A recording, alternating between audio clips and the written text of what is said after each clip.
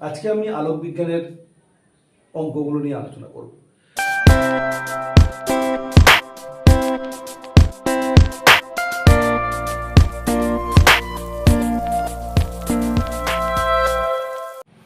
একজন ভৌতবিজ্ঞান শিক্ষক হিসাবে মাধ্যমিকে পড়া ছেলে মেয়েদের কাছ থেকে খুব ভালো ছেলে মেয়ে বলছি না, একদম আউটস্ট্যান্ডিং এর কথা বলছি না, মোটামুটি ভালো, মানে বেশ ভালো একটা প্রশ্ন খুব কমন যে স্যার কত নম্বরের অঙ্ক করবে। এই সমস্ত ছেলে মেয়েদেরকে যদি অঙ্কে একটু গাইড করা যায় এবং ব্যাখ্যামূলক প্রশ্ন বা ভৌতবিজ্ঞানের যে জায়গাটা বোঝার ব্যাপার আছে সেটা ক্লিয়ার করা যায়, আমি শিওর এরা 95%, 99%, এমনকি 100% নাম্বার হয়তো স্কোর করে দিতে পারে। বাট গাইডেন্সের প্রয়োজন। তাদের জন্য আমি এই ভিডিওটা তৈরি করছি। আজকে আমি আলোক বিজ্ঞানের অঙ্কগুলো নিয়ে আলোচনা করব। তো আলোক বিজ্ঞানে তো অনেক রকমের প্রশ্ন থাকতে পারে, অনেকভাবে অঙ্ক থাকতে পারে, খুব সহজ খুব কঠিনও থাকতে পারে। বাট সব থেকে বড় যে জায়গাটা রয়েছে সেটা হলো প্রতিসরাঙ্কের জায়গাটা। প্রতিসরাঙ্ক ব্যাপারটা ভালো করে বুঝে নিতে পারলে অঙ্কের অনেক কিছু ক্লিয়ার, এবং প্রতিসরাঙ্কের থেকে আরও কিছু কিছু প্রশ্ন আসে। পরপর আলোচনা করছি, ভিডিওটা শেষ পর্যন্ত দেখো। যদি নতুন হয়ে থাকো অবশ্যই চ্যানেলটা লাইক করো, সাবস্ক্রাইব করো, প্রয়োজনে কমেন্ট করো কোন কোন অঙ্ক পারছো, কোনগুলো পারছো না, যেগুলো বললাম সেগুলো কতটা ভালো লাগলো বা কতটা বুঝতে পারলে কমেন্ট করো। পরপর আলোচনা করছি, ভিডিও না টেনে দেখবে। তো প্রতিসরাঙ্কের ব্যাপারটা একটু বুঝিয়ে দিই যে যদি এটা হয় একটা বিভেদ তল, এখান থেকে আলোক রশ্মি এলো, এসে এটা তো অভিলম্ব আঁকা আছে মনে করো, এটা অভিলম্ব, এইভাবে প্রতিফলন হয়ে চলে গেল, এই কোণটা আই, এই কোণটা আর, প্রতিসরাঙ্ক mu equal to sine I by sine R. তো একদম প্রথমেই আমি এখানকার অঙ্কগুলো দেখাই। কি হয় এখানে অঙ্কগুলো কেমন থাকে, সরাসরি আপতন কোণের মান এবং প্রতিসরণ কোণের মান বলে দিয়ে প্রতিসরাঙ্ক বের করতে বলা হবে। এবার আপতন কোণের মানগুলো জানা থাকলে সাইনের মানগুলো একটু মুখস্থ রাখতে হবে। তো যদি 0 ডিগ্রি, 30 ডিগ্রি, 60 ডিগ্রি, 45 ডিগ্রি আগে লিখতে হবে, 45 ডিগ্রি, 60 ডিগ্রি, 90 ডিগ্রি, এই কয়েকটার সাইনের মান তোমাকে মুখস্থ রাখতে হবে। ওকে, এটা থিটার মান যদি এই হয় তাহলে সাইন থিটা কত হবে, এটা 0, এটা 1/2, এটা 1/√2, এটা √3/2, আর এটা হচ্ছে 1। তো এর ক্ষেত্রে আমি জানি যে অনেক অনেক অঙ্কের ভিডিও রয়েছে, ইউটিউবে রয়েছে, যেখানে অনেক কিছু ট্রিক বলছে মনে রাখার জন্য। তাই একটা লাইন মনে রাখার জন্য অত ট্রিকের দিকে আমি আর হাঁটলাম না, একদম একটু একটু মনে রাখতে হবে। আর এই যে 30, 45, 60 এই তিনটে অ্যাঙ্গেলের মধ্য থেকেই যে তোমাকে অঙ্ক দেবে, এটুকু আমি তোমাকে কনফার্ম করে দিচ্ছি। কারণ 90 বা 0-তে যাওয়ার প্রয়োজন পড়বে না, জেনারেলি পড়ে না। তো পরিষ্কার, তাহলে এই মানগুলো মনে রাখলে আমি সাইন আই এর জায়গাতে মানটা বসাবো, সাইন আর এর জায়গাতে মানটা বসাবো, বসিয়ে নর্মাল জায়গায় ভাগ করে ভাগ করব, ভাগ করলে আমার উত্তর পেয়ে যাব। এইবার এইটার সঙ্গে যোগ করে বিচ্যুতি কোণ, এটার সঙ্গে যোগ করে বিচ্যুতি কোণ, ডেল্টা সমান আই এবং আর এর ডিফারেন্স, এভাবে লিখলাম। মানে কি, আই এবং আর এর মধ্যে যেটা বড় সেখান থেকে ছোটটাকে বিয়োগ করতে হবে। তো এটাকে অনেক সময় জুড়ে দেয়। কিভাবে জুড়ে দেয় আমি একদম পার্টিকুলার অঙ্ক ধরে আলোচনা করছি। দেখো, প্রথম প্রশ্ন বললো যে একটি আলোক রশ্মি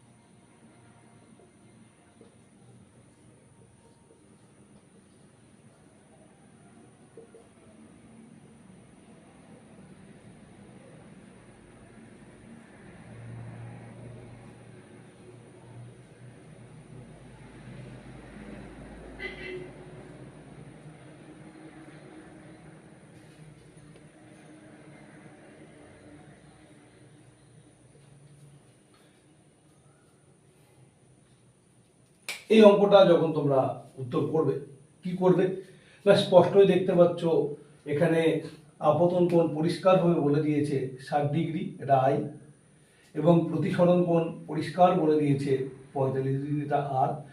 direct formula mu equal to sine I by sine R. পারলে ছবি আঁকতে পারো এখানে এইভাবে 45 ডিগ্রি, সরি এটা 60 ডিগ্রি, 60 ডিগ্রি, এটা 45 ডিগ্রি করে তুমি ছবি একটা আঁকতে পারো, করে উত্তর করতে পারো। তো এবারে কি বলবে, সাইন আই মানে সাইন 60 ডিগ্রি, সাইন আর মানে সাইন 45 ডিগ্রি। এইখানে অনেক ছেলে মেয়ে, খুব ভালো ছেলে মেয়েকে আমি দেখেছি, এই মান মনে রাখা সত্ত্বেও এখানে এসে টুক করে সাইনটাকে কেটে দিয়ে 60 আর 45 কেটে দিয়ে উত্তর করে দেয়। এইটা কিন্তু কেয়ারফুলি ট্যাকল করবে যে সাইন 60 মানে √3/2 আর সাইন 45 মানে 1/√2। এতদিনে তোমরা নিশ্চয়ই জেনে গেছো যে 2 এর মধ্যে দুখানা √2 গুণ করা আছে, তাহলে একটা √2 কেটে গিয়ে এখানে একটা √2 পড়ে থাকবে, তাহলে √3/√2 বা একটা রুটের মধ্যে 3/2 এই লিখে রাখলে চলবে। অথবা তুমি জানো তো যে 3 এর 2 মানে 1.5 এর বর্গমূল, তো 1.5 যেভাবে বর্গমূল করে, ঠিক আছে না, তুমি সেভাবে বর্গমূল করে দিয়েও আসতে পারো, রাজি হচ্ছ। তাহলে প্রথম অঙ্ক আমাদের শেষ হলো। এবারে পরেরটা,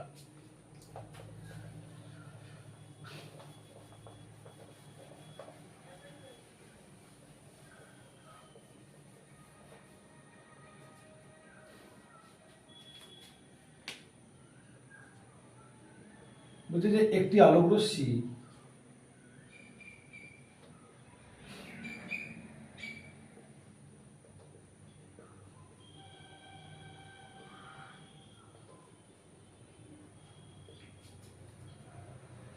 কাঁচতলে 45 ডিগ্রি কোণে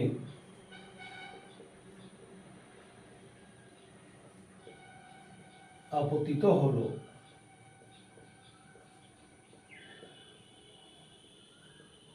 কাঁচের প্রতিসরাঙ্ক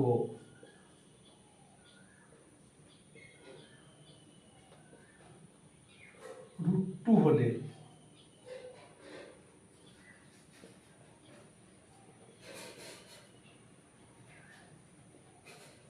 প্রতিসরণ কোণ কত?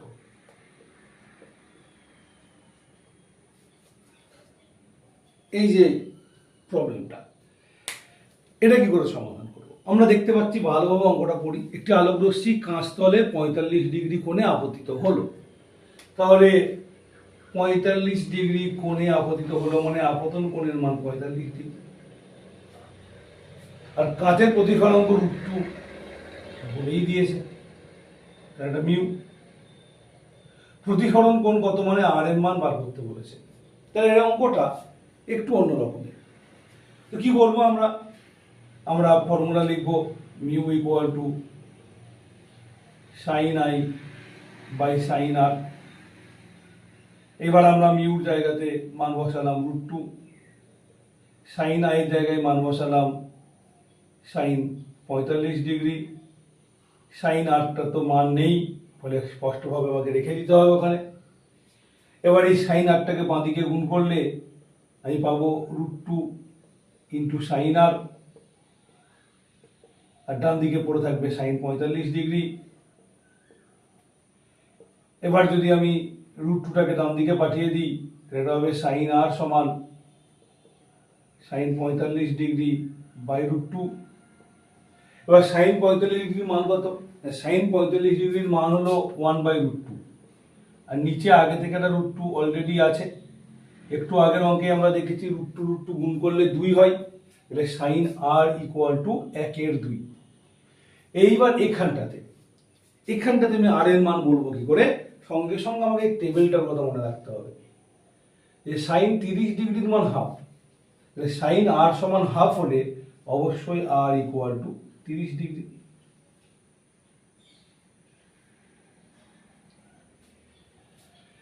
ঠিক আছে। এবং আরেকটা কথা বলে দিই, এই যে অঙ্কটা রয়েছে এইখানেই কিন্তু ডেল্টার মান বার করার অঙ্ক থাকতে পারে। এই অঙ্কের সঙ্গে জুড়তে পারতো যে আলোক রশ্মির বিচ্যুতি কত, মানে প্রতিফলন কোণ কত, সঙ্গে প্রশ্ন করে দিল বিচ্যুতি কত। তা তোমাকে আলাদা করে বার করতে হতো। তুমি এখানে যে আর পেয়ে গেলে, অতএব delta equal to I minus R, কারণ এখানে আমি দেখতে পাচ্ছি আইটা বড়, তাহলে 45 ডিগ্রি মাইনাস 30 ডিগ্রি সমান 15 ডিগ্রি। এই অঙ্কটাকে কঠিন করার জন্য একদম এই প্রতিফলন কোণ কত না বলে পরিষ্কার এখানে লিখে দেবে প্রতিসরণে আলোর বিচ্যুতি কত। তো দেখো এইবারে কিন্তু তোমার পক্ষে ধরাটা মুশকিল হয়ে গেল।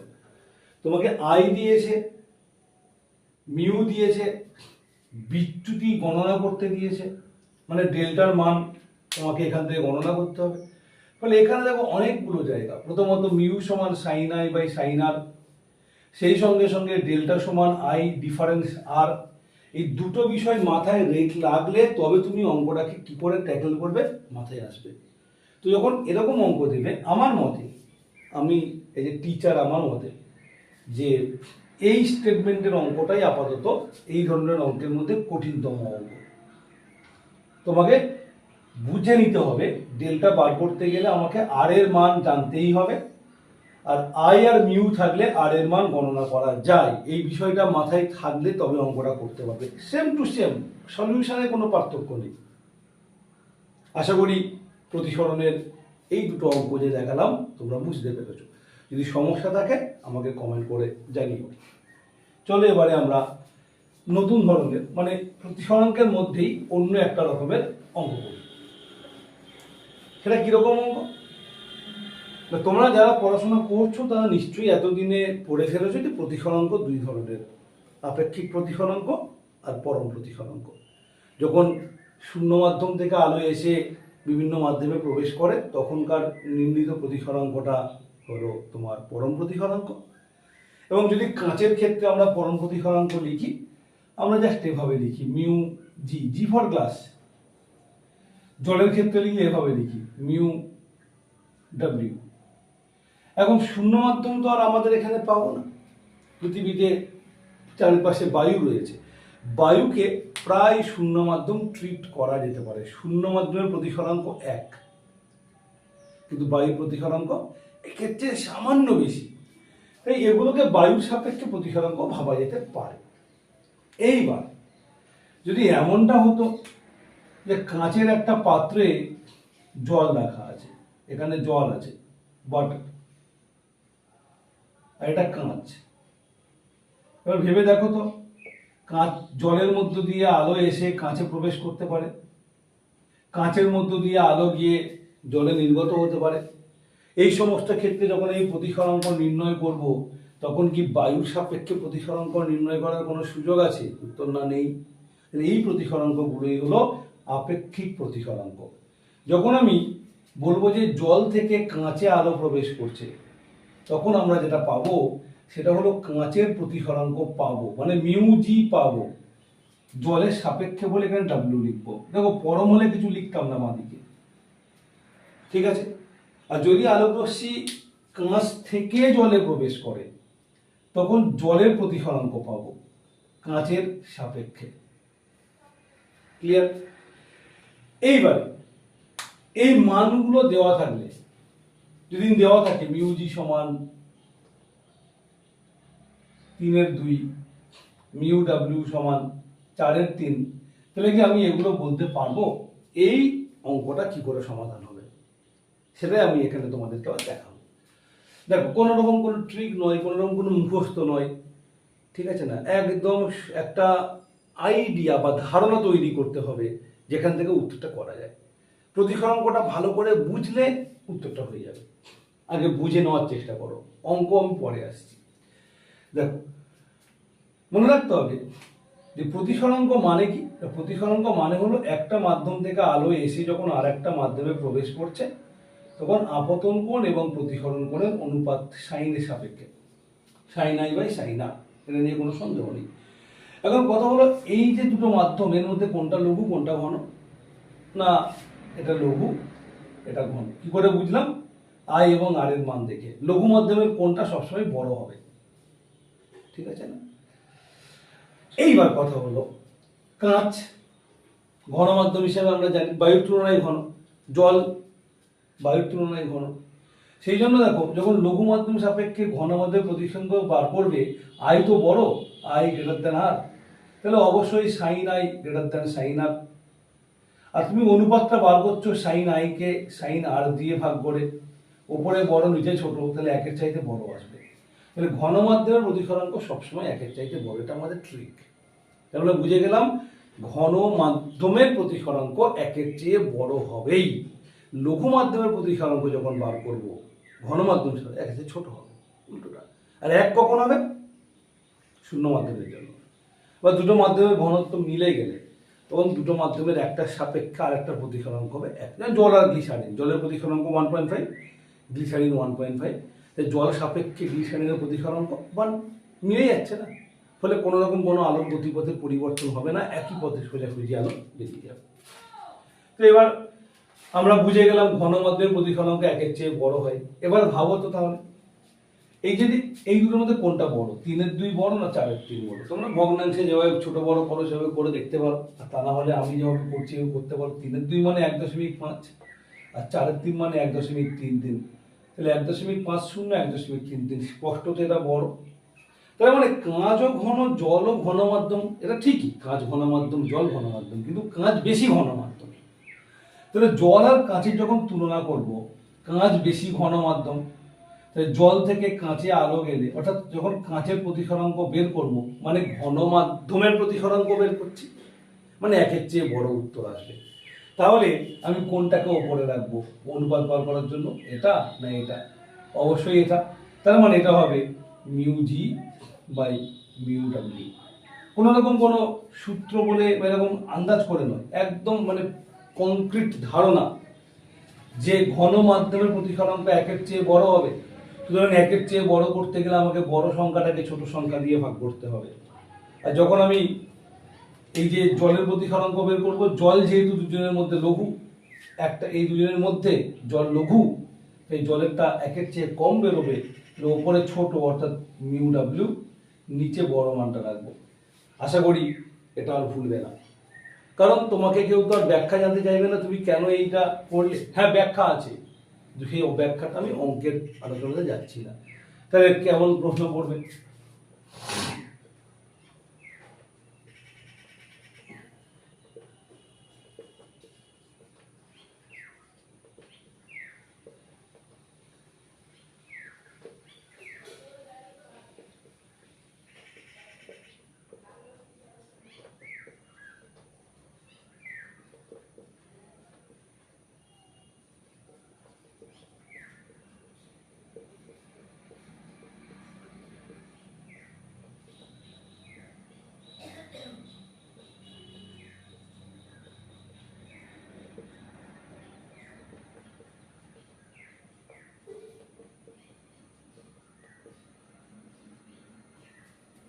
দেখো অঙ্কের স্টেটমেন্টটা ভালো করে খেয়াল করবে।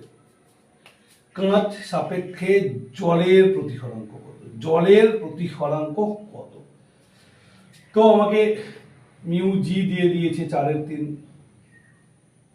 সরি জলের 4/3, মিউ ডাব্লিউ 4/3, মিউ জি দিয়ে দিয়েছে 3/2, আর জানতে চাওয়া হচ্ছে জলের প্রতিসরাঙ্ক মানে mu W with respect to class কাঁচ সাপেক্ষে।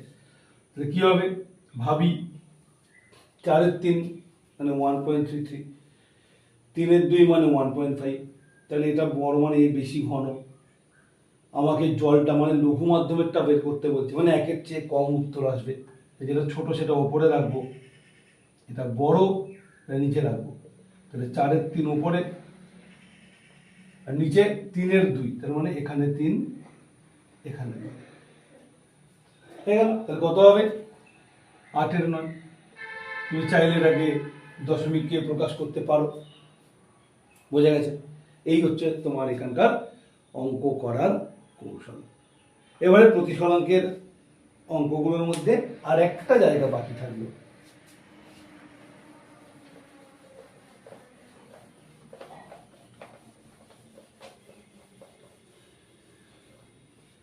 কি অঙ্ক এবারে বাকি থাকলো? না, মনে রাখতে হবে যে মিউ ইকুয়াল টু V1/V2 ও বটে। V1/V2 মানে প্রথম মাধ্যমে আলোর বেগ, প্রথম মাধ্যম বলতে যে মাধ্যম থেকে আলো আসছে, বাই দ্বিতীয় মাধ্যমে আলোর বেগ।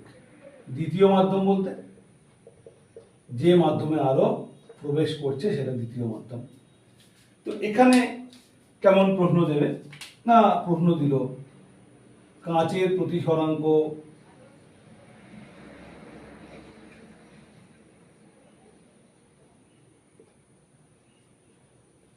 টু ইন্টু 1.5 হলে কাঁচে আলোর বেগ কত?